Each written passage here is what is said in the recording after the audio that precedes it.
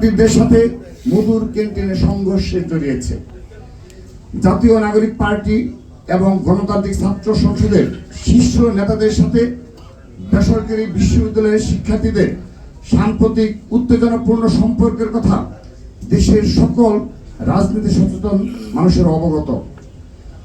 পূর্বে রেশারেশির জের ধরেই নর্থ সাউথ বিশ্ববিদ্যালয়ে সার্জিস আলম বেসরকারি বিশ্ববিদ্যালয়ের শিক্ষার্থীদের বিক্ষোভের মুখে পড়েন।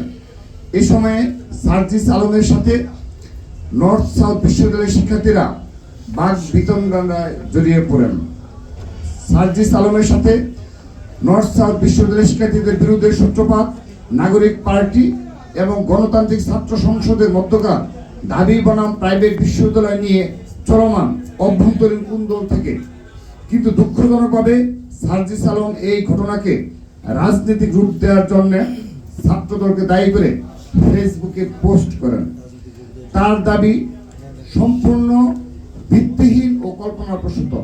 সার্জিস আলম তার পোস্টে নর্থ সাউথ বিশ্ববিদ্যালয়ের শিক্ষার্থীদের সন্ত্রাসী, দুষ্কৃতিকারী এবং টুকাই হিসাবে উল্লেখ করে নর্থ সাউথ বিশ্ববিদ্যালয় সহ দেশের সকল শিক্ষা প্রতিষ্ঠানের শিক্ষার্থীদের অপমান করেছেন।